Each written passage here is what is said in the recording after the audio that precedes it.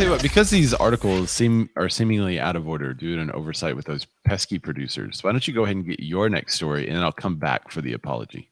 Okay. Because they do tie well, and I don't mind. I'm a bit of a tease, so I don't mind teasing a little bit. But new home sales are 41.5% higher than a year ago. Wow. So, and we haven't really put a stat behind. We've covered builder confidence and more and more people moving out and more people wanting new construction because it's cleaner. It's a safer environment. You can still look at them. It's not like an open house. But we haven't really put a stat on it. So to see 41%, that's pretty crazy.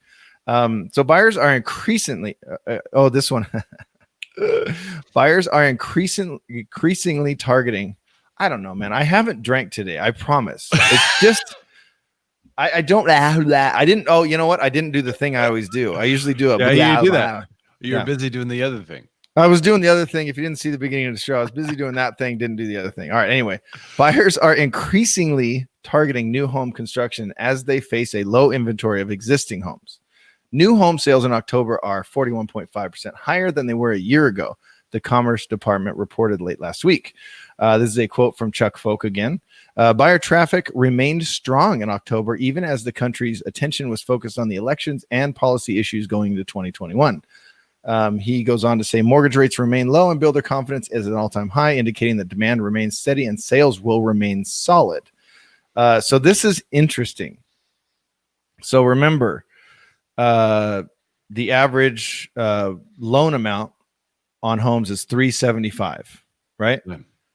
The median sales price of a new home, now median, not average, the median sales price of a new home in October was $330,000. For comparison, a year earlier, the median sales price was $322,000. So it's gone up 2.5%, 3%. And for those of you out there who don't know what median is, that's the number in the middle. It doesn't matter if it's an average or not. It's just of all the sales, what's in the middle? That's right. That number. Mm-hmm. Yeah. So you can literally, if you have 100 sales, you look at the 50th sale. Yeah. It's not an average, it's median. But anyway, it's gone up, but it's still less than resale. So now I may be looking at this stat wrong, but because usually new home construction or new homes are at a premium, at a higher price. Well, I wonder what the median resale. Yeah. All right. So anyway, let me finish and Ray's going to look that up. So see if we can find it. Inventories remain tight at a 3.3 month supply. So existing home sales or resales was at 2.7. Now this is a 3.3 month supply at the current sales pace. Despite high buyer demand, inventories of new single family homes is 13.4% lower than a year ago. So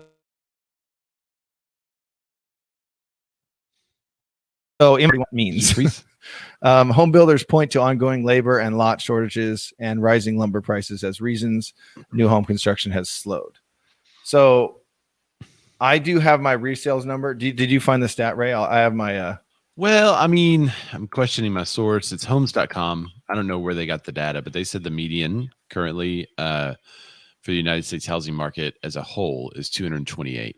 So that does mean that the resale is far lower than the median new construction. That seems way too low.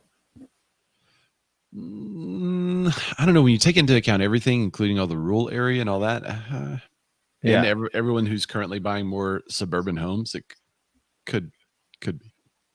So then that goes to the, obviously, like I said, the new construction is more expensive, but that's $110,000 more expensive.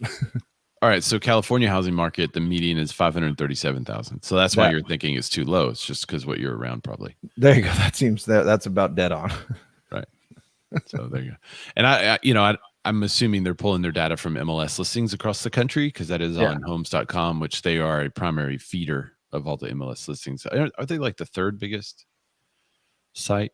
Movato is like the fifth biggest. See, I pronounce it Movado, but let me hit my number. Really? Let me hit my numbers real quick. So now this is just, again, resale in Rancho. So January to November of 2019, average home price was $618,000. and that sold 1,215 properties. That's a year ago through this time last year. 1,215 properties sold, and that's just Rancho Cucamonga. I know Ray likes it when I say that. Now, January to the end of this November, 1,181 homes sold. So less, now not by much, but less, not more. Okay. And the average, not median, the average price was 650 grand. So a seller a year ago got 618 grand in Rancho. Wow. This year they got $32,000 more, that's an increase of 5% in a year. So that's funny how close that is to the stat that talks about home prices on average being 7% above. Yeah, that's about totally right. Yeah. And then the same stat. But what I thought was really interesting, and I've covered it on the show as well, and maybe it's not interesting to you guys, but it is to me. 42 days during that span a year ago, average days on market, 31 days right now, average days on market.